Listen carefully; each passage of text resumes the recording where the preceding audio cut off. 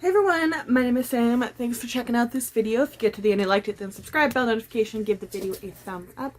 I sure love. August TBR. I had a really good reading month, I think, in July. I didn't read like 20 plus books, but I'm happy with the quality of the books that I read and the pace. And also I just like kind of balanced it out a little bit more between like reading, going out and exercising, seeing a few friends in town, getting back to work in the office, going to bed on time, and then being able to like get up at a reasonable hour so I'm not scrambling to work. So I want to kind of keep that on pace. So I want to try and count myself at putting 20 books max on a monthly TBR. I know that sounds like a lot for some people, but like some months I was doing like 25, 30, and that's just, I liked the how I felt this month and how much and the quality of books that I read. So I also have a lot of series to finish this month. So August TBR is here. So first off, I plan on finishing off the Keepers of the Lost City series that is out so far. So I'll be reading book 7, which is Flashfall, and then book 8, which is Legacy. And I think there's an 8.5 book, which is like the story of one of the characters during one of the plots in this point. And then I think we're waiting on book 9 to come out. I'm fairly certain that's the setup. So I read 2 books in July, and Lodestar and Nightfall, and I'm just continuing on with this series. At first I was honestly like, why is this series so big? Like, it's a middle grade story. But like, I get it now, and I'm highly obsessed with this series. So I cannot wait, and they're just chonkers. Like you can use this as like a weapon. So yeah, I'm reading these. And then I'm going to be picking up The Heiress Gets a Duke by Harper St. George. I've been curious about this since the second book for this has come out, actually. But I've been curious about this since it came out. It got mentioned, like, passingly in a couple, like, webinars that I went into. And it just kind of keeps popping up on my social medias and that sort of stuff. So, when I saw it go on sale a month or 2 ago on Chirp for, like, $2 or something like that, I grabbed it. So I have the audiobook for this, and I am trash for historical fictions with progressive women going against the grain, which, that sounds what this is. The main character is an American heiress, and she wants, her goal is not to be in a loveless arranged marriage or anything like that. She wants to help run the family business, so her parents put her sister up as, like, for arranged marriage, and then the guy that kind of gets arranged to marry her just inherited his title, and then found out that his family's broke. And then he meets the fiery bitch. I just love that. And, you know, maybe he's interested in her too, but then how do you know that he's interested in her and not just the family money, potentially, you know? So, I'm very curious to read this one. This is one I'm probably going to read. I shouldn't say at the beginning of the month, because I own the audiobook of it, whereas I have a ton of books this month that I don't own the audiobook for. I got them through the library. So, I don't know. I'm very excited to read this, though. Then, I'm so excited to read this, honestly. I hope this series doesn't disappoint, but I'm going to be reading, the Smoke Thieves trilogy. So, I read book 1, Smoke Thieves, quite a while ago, right when the book came out. I think I had it pre-ordered, and I read it, and it was quite dark, actually, for a YA fantasy, and so I read that, I was like, I definitely want to read the rest of them, and I've slowly been accruing book 2, The Demon World, and book 3 I got for both of these, actually, I think for Christmas this past year, The Burning Kingdom, and you can see each chess pieces on the front, and some of them are going to be knocked over by the end of it, so I love that, and I hope it's as good as I remember it. It's been probably at least 3 years since I read the Smoke Thieves, I want to say. And, you know, YA fantasies haven't been quite driving with me, but I feel like this is an underhyped one, which I think also helps. That, I just, like, maybe I get too emotionally invested, being like, I really want to like this, everyone else seems to be liking this, and then I don't. So, but I don't really know anyone who has read the Smoke Thieves series, like, at all. So, I am very excited. Very, very excited. This is one of the few YA books that I put in this month, and I refuse to move it from this month, so we're reading it. And I guess it's easier probably just to read the summary from Goodreads more. There's several different plot points and several different, like, points of views. I remember reading the audiobook when I read the first one, and I feel like the narration was a bit dramatic, but I normally hate that, but I think it actually added to this. So, a princess, a traitor, a hunter, and a thief, 4 teenagers with the fate of the world in their hands, 4 nations destined for conflict, and is a cliffhanger. In Brigade Princess, Catherine prepares for a loveless political marriage arranged by her brutal and ambitious father, and she is who stuck in my head. I'm quite surprised. It's not normally the princess female lead sticks in my head in these kind of things. In Calidor, downtrodden servant March seeks revenge on the prince who betrayed his people. In Pretoria, feckless, Edion steals cheap baubles for cheaper thrills as he drifts from town to town. And in the barren northern territories, 13-year-old Tash is running for her life as she plays bait for the gruff demon hunter Gravel. An alliance shifts and shatters, and all certainties are overturned when the 4 heroes cross paths. And I'm excited, but I genuinely don't remember enough about the original book to even think about jumping into 2 and 3 right away. I have to do a reread of 1. So then I'm going to be picking up The Silence of the Girls by Pat Barker. It's not labeled as a sequel last I checked, but there is the continuation of this book coming out later on this year. So this is the kind of start of the women during like the sack of Troy. So in this one, we're giving a voice to Briseis. She in the original Iliad, I remember learning this in classics, intro to classics. Briseis says 3 words in the actual Iliad story, and I'm like, could you tell it was written by me? But so this is a wry and watchful and forging connections among her female prisoners, even as she's caught between Greece's 2 most powerful warriors. Her story pulls back the veil on thousands of women who live behind the scenes of the Greek army camp, concubines, nurses, prostitutes, and the women who lay out the dead as gods and mortals spar, and as a legendary war hurtles towards its inevitable conclusion. And then in the sequel, it's supposed to be Briseis and a couple of the other women. The war is done, Troy has been sacked, and then they work together.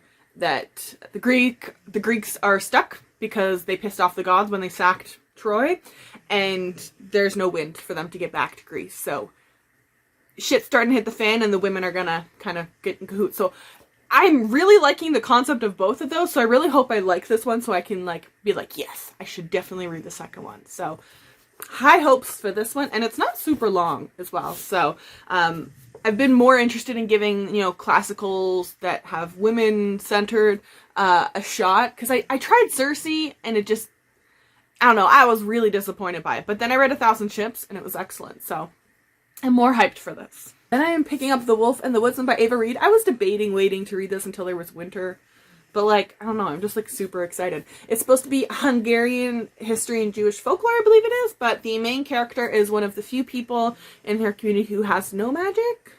And in that very neighborly way, when soldiers come around to pick up sacrifices, essentially, for the king that are not magical, her loving neighbors are like, this bitch doesn't have magic, take her.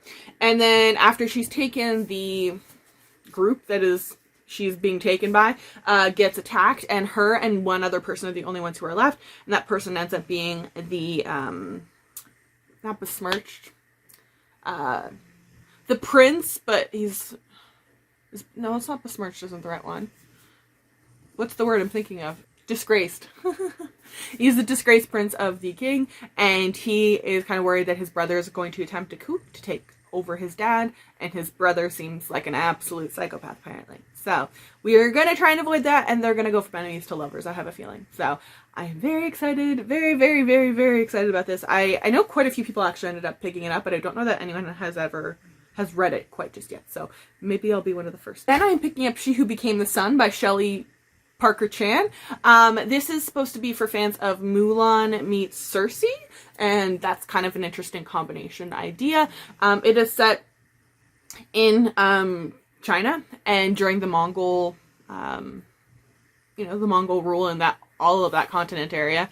And the main character, I believe, is there's a fate. Someone gives a set of twins. There's a boy and a girl. They're twin siblings, and they get a fate. And it says that the girl has no future, and the boy is destined for greatness. So she's like, fine, fuck you. I'm gonna attend to nothing, and my brother's gonna be amazing. And then her brother dies, and she decides to take on his identity. And we have to see that, destiny play out. And I'm very, very excited about this one specifically. I just have very good feelings about it, and maybe it'll be like the Poppy War or something. I don't know. I'm just super hyped for this one. Then I'm finishing the Tiger at Dusk trilogy with the Chariot. No, sorry, the Tiger at Midnight trilogy with the Chariot at Dusk. You can see it's all reflective-y. So this is the third and sadly final book from this series. This series is so freaking underrated. If you like a cat and mouse game, please give the first book a shot. And so I don't honestly want to read the summary of this because I'm scared and panicky, but it is going to wrap up, and I'm wondering if our two main characters are eventually going to be kind of fighting on the same side in this one instead of him being a guard chasing her. And something, I have a feeling that's just going to happen, that something is going to drive them together to be fighting on the same side. I have a feeling he's going to betray his origin, his place where he started off at, and he's been kind of figuring out all the shit that's been going on whilst chasing after her across the country. So I'm very excited for this. Very, very excited about this. Seriously, people, please read this series. I don't understand how so few people have read it and how some people were like, it was okay. No, it was amazing. Flashfire. I got my pre-order copy of Flashfire, and so this is the sequel to The Extraordinaries from TJ Klune. If you like the Renegade series but looking for more comedy, or if you like the Incredibles movie, this is a great series to give a shot. And our main character has a boyfriend now. Spoiler alert for the end of the last book. And we are going to try and figure out who keeps coming into Nova City. Who is, I think it's Nova City, right? Or is that Renegades? Yeah. Who is a villain and who's pretending to be a hero and who's actually a hero. And I'm so excited to read this. It is so good. Book one just like hyped me the hell up so much, and like last year I read The Extraordinaries and The House of the Cerulean Sea, and those were the first books I ever read by TJ Klune, and I was like, how the hell did I not know about this author? Because he's amazing. And that helped it. And so I'm just incredibly hyped for this one. Another series, like, confusingly underhyped. So this is the wrap-up to the Women's War series, which, again, I'm sad that it's ending, but this one I'm, like, super hyped for. And it's Mother of All. I'm just so excited. I'm so excited to just, like, physically get this book in my hand. Like, an evil new magic threatens to undo all the progress women have made in the third and final book of Jenna Glass's riveting feminist fantasy series following the Women's War and the Queen Unwanted.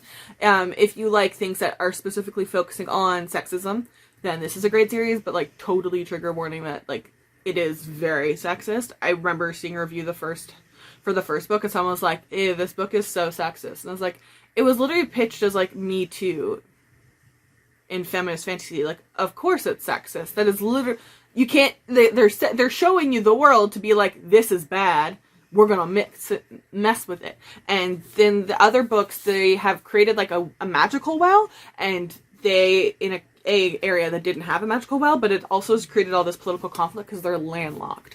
And if they want to create their own kingdom, they need allies. But if someone allies with them, they're going to be, immediately cutting off any good relationships they had with the former kingdom where these women came from, which is wildly sexist, and they are not landlocked. So it is a bunch of tricky political maneuvering, and unfortunately a lot of these places are also run by men, but not all of them. So I am very curious to see how this wraps up, and I'm getting like, I remember looking, I was like, ooh, blue, but this red thing here is confusing me. Why is there this pop of red on the cover? What is that supposed, I don't know, because the other ones don't have that. The first book is just the red, the second book is just the purple, and then this one is the blue, but we've got added red. So I don't know if that means we're going to have a betrayal, because this book has also done a really good job of having someone to represent women at all different spectrums. People who have internalized misogyny, people who are like just adamant pushing to the the most freedom side, some people who are in the middle who don't want to break everything, and then you have the role of men in this as well, who some, again, wildly sexist pieces of garbage, and then some who are with these women being like, no, how we treated you is fucked up, we want to help you. So I'm very curious to see how this is going to end. And maybe it's bloody, maybe that's what the red... I've been thinking about it genuinely since I got my book physically and noticed that there's this random... she's still highlighted in red. And it's not a red and a purple to be like, oh, maybe homage to the other covers. It's red. So I don't know what that means. Also going to be reading An Absolutely Remarkable Thing by Hank Green, because I was given the second book by my friend Meltoy, and I want to be able to read it. So I am reading the first book of this. I just believe it's a contemporary. That's kind of genuinely all I know. I am a big consumer of John and Hank Green on TikTok, but I never watched their stuff on YouTube. That was just, they were just, I don't know, they were just never my interest, or maybe I missed them.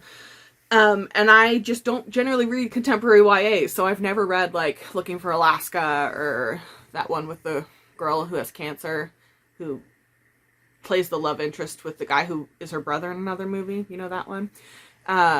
So I don't have a ton of hope going into this. I want to like it because it's Hank Green, but I mean, I'm not super optimistic, if I'm being totally honest. Then I'm reading Beach Read. I've been waiting for frickin' ever since this book came out. My hold for the audiobook finally came in, and we all know I like to listen along to the audiobook while reading it. So, Beach Read by Emily Henry. I'm not normally one who's, like, interested in these kinds of, like, adult, contemporary, sort of romancy, but almost literary fiction-y books, but this one just piqued my interest. Augustus Everett is an acclaimed author of literary fiction. January Andrews writes best-selling romances. When she pens Happily Ever After, he kills off his entire cast. They're complete opposites. In fact, the only thing they have in common is that for the next 3 months, they're living in neighboring beach houses, broke and bogged down with writer's block. Then one hazy evening, one thing leads to another, and they strike a deal designed to force them out of their creative ruts. Augustus will spend the summer writing something happy, so they're going to switch roles, and January will pen the next great American novel. She'll take him on field trips worthy of any rom-com montage, and he'll take her on interview surviving members of backwoods death cults, obviously. Everyone will finish a book, and no one will fall in love. Winky, winky. So, I'm always kind of interested in, like, books about books, or, like, with authors in books. I just feel like it's almost meta, you know? So, I'm cautiously hopeful for this one. I am reading Waking Gods, and honestly, have not read the summary, and I kind of refuse to. I went into Sleeping Giants absolutely fucking blind, and that is easily one of the best books I have read, not only this year, but, like, in my adult life. Like, it makes absolutely no sense that this book series is not as giant as, like, Illuminae. So I immediately was like, we're forcing book 2 on next month's TBR, because I am not waiting long stretches between these books. So, Waking Gods is the sequel to Sleeping Giants. And in Sleeping Giants, it's our world, but basically they keep finding, obviously it's like secret science experiments, funded in part by the US government, but basically they're finding that they think aliens essentially scattered, like, this robot alien thing, and it would just, like, pieces of it have been broken all over the world, which gets tricky because they want to start going and finding all these pieces to put this robot back together, right? Figure out what it is and if they can use it, but you have to invade other territories to do so, right? So it's a secret. So it's like the American invading, like, parts of Russia, and the Russians are like, what the fuck you doing here, man? I see you. What you doing in my land? What are you taking? And they have to cover up these, like, they're not small pieces. They're what at one point basically, like, a whole town just, like, collapses into the Grand Canyon nearby and all this shit. So they have to, and then putting it together, figure out how it works, and it's definitely not human technology. So I am insanely excited to see where that goes. They didn't finish being able to run the robot and everything in the first book, so I imagine that's where it's going to go. And obviously the whole, like, there's this guy who's narrating it an awful lot, that he communicates with both the president and then is also the one who finds, like, the scientists and people to put these together, and he's super sketch, like, and he's not even subtle about it, he's super sketch. And then there's these, like, a secret organization that he kind of heads and works for that are also super sketch, and they're like, yeah, no, we don't like what you're doing, so we're gonna, like, remove you. And then they immediately get to this geopolitical conflict with, like, American ships near Puerto Rico or something like that. Or not Puerto Rico. Is it Cuba? American ships near somewhere that is not an American colony. So it's an absolute mess of a world, which I feel like really well represents our world, and I cannot wait to read this one. I highly recommend it, and the audiobooks are fantastic. It's a full it's so good. It's, like, mind-bogglingly. It was the fantasy, it's the sci-fi series I was waiting for. I wanted to get involved in it, and then I got involved in it. Now I'm high-key, like, obsessed with it, and now I'm like, why isn't there a giant fandom around it? Why isn't there artwork? Why isn't there artwork? Why isn't there this? Why isn't there that? So I'm obsessed with Sylvan Nouveau. And then I went to my work and I was talking to my coworker, and I was like, yeah, I, like, discovered Sylvan Nouveau kind of recently, and, like, kind of obsessed. She's like, oh, I read a Sleeping Giant book. It wasn't great. And I was like, what the hell is wrong with you? So I think you all should read it, and I'm reading the sequel now. I'm going to be picking up Wild Women in the Blues. I didn't hear about this book until I think the day it came out or so, and I've been kind of just eyeing it for a while, and I think I saw a couple copies at Costco or Walmart, and so I was just like, thank you for reminding me. And then the copy became available on my library's Libby, and I was like, 'tis a sign. So Wild Women in the Blues, it's set in Jazz Age Chicago, and there's like 2 plot lines, but I don't think they're at the exact same time. Sorry, 2 stories intertwined nearly 100 years apart as a chorus girl and a film student deal with loss, forgiveness, and love in all its joys, sadnesses, and imperfections. Why would I talk to you about my life? I don't need you, and even if I do, I don't tell my story to just any boy with long hair who probably smokes weed. You want to hear about me, you gotta tell me something about you to make it worth my while. 1925 Chicago, the jazz capital of the world, and the Dreamland Cafe is the ritziest black and tan club in town. Honoré Dalcourt is a sharecropper. So we have 1925 Chicago, and then 2015 arrives at the bedside of 110-year-old Honoré Delacourt, who's the character from 1925. So it sounds like a little bit like potential of the way that, not identical in the actual book, but a similar structure, I think, to the setup for The Seven Husbands of Evelyn Hugo, with, you know, that journalist coming in to write down her story before she passes away. So I actually really loved that concept of it. So I don't know.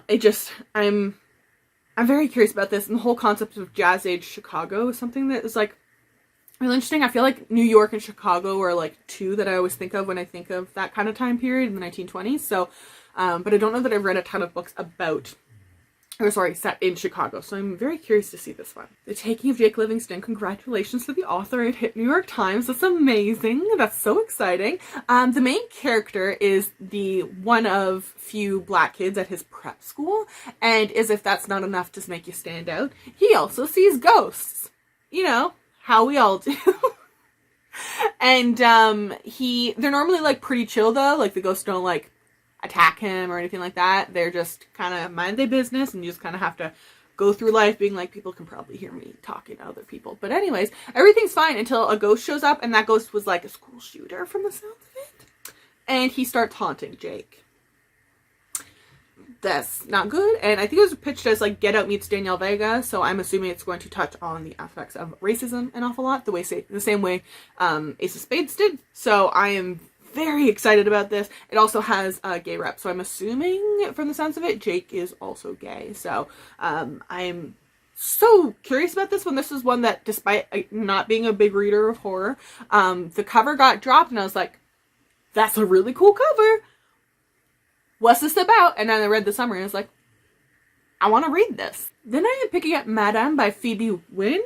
I know this doesn't have like a ton of like really any 5-star reviews on Goodreads, but I don't care. It's a dark gothic-y on a British boarding school. I think it's a British boarding school. And I want to read it. And I got an ARC through Libro for with the complimentary librarian copies the other month. So I am going to read it because I am curious. A dark feminist modern gothic tale pitched against a haunting backdrop and populated by an electrifying cast of heroines for 150 years high above the rocky Scottish cliffs. Sorry, not British boarding school, Scottish boarding school. I know there's a difference. Caldenbray Hall has sat untouched, a beacon of excellence in an old ancestral castle, a boarding school for girls that promised that the young women lucky enough to be admitted will emerge resilient and ready to serve society. Into its illustrious midst steps Rose Christie, a 26-year-old classics teacher. She's the new head of the department and the first hire for the school in over a decade. At first, Rose is overwhelmed to be invited to the institution, whose prestige is unrivaled, but she quickly discovers that behind the school's elitist veneer lies an impenetrable, starkly traditional culture that she struggles to reconcile with her modernist beliefs. Not to mention her commitment to educating girls for the future. It also doesn't take long for Rose to suspect that there's more to the secret circumstances surrounding the abrupt departure of her predecessor.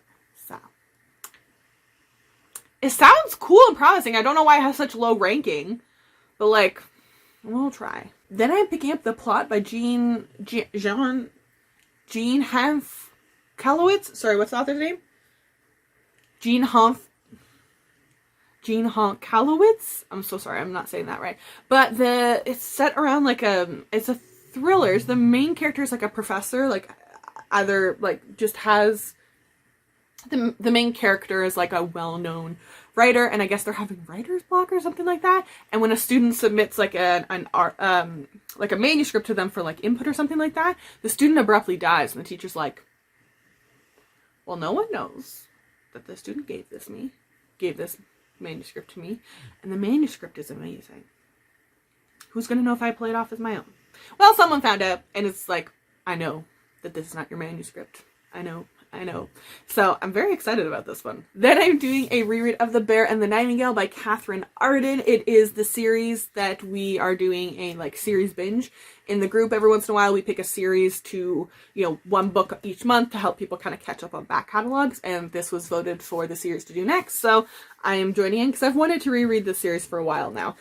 So The Bear and the Nightingale is set in rural, snowy Russia, and our main character is one of the youngest children in this large family. Her mother dies, her father remarries, and we travel all over Russia, and she can talk to animals and some of the dead. So I remember absolutely adoring this series. So, but I don't remember every part of it, actually. So I think I can easily reread this and be like, oh, I forgot this happened. Oh, I forgot about that. Oh, yeah, this happens an awful lot. So I'm very excited to read this. And it's supposed to be a loose retelling of the story of Vasilisa, I think it is. That's the main character's name. I'm trying to remember if that's what the actual folklore is. But yeah, Vasilisa. It's something that I remember that I remember hearing the name pop up a lot in my Russian history classes. So, lastly, I'm picking up The X-Talk by Rachel Lynn Solomon. This was picked as our swoon read. Swoon reads in the TBR and Beyond group are just buddy reads that we help, that we put a poll together to pick romances for that one. And The X-Talk is what won. And I was so excited because it's a swoon read that I, A, own, want to read, B, and C, and haven't read yet. So The X-Talk, it's just supposed to be like co-workers at a Seattle radio station. Shay Goldstein has been a producer at the Seattle public radio station for nearly a decade, and she can't imagine working anywhere else. But lately it's been constant clash between her and her newest colleague, Dominic Yun, who's fresh off of a journalism master's program and convinced he knows everything about the public radio world. When struggling station needs a new concept, she proposes, and the concept is greenlit, called The X-Talk. Two X's will deliver relationship advice on air. Their boss decides Shay and Dominic are the perfect co-hosts, given that they already despise each other. And their audience gets invested fast, and it's not long before the guest talk becomes a must listen to in Seattle with podcasts, and you can imagine some romance is going to develop there. Sorry, I've started adopting the voice and mannerisms of Bailey Sarian now because I watch her.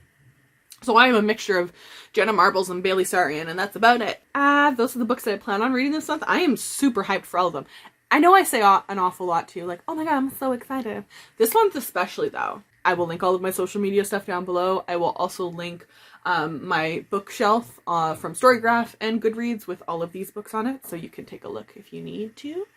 And let me know what you're planning on reading in the month of August, if you've read any of these, what your thoughts were, and I'd love to know if I'm missing any big books out there that I really need to read. So that is the game plan for August. That is this, and I will see you all next Tuesday.